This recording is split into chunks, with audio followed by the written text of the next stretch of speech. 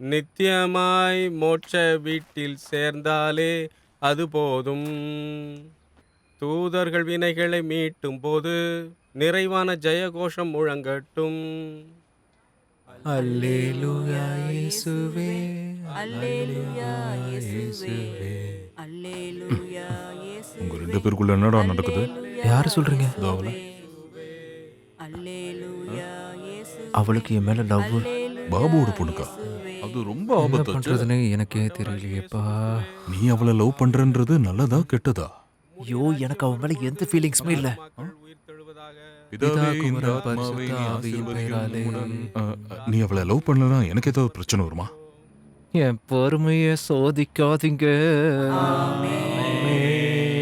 பிதா, குமாரன், பரிசுத்த ஆவியின் பெயராலே ஆமென்.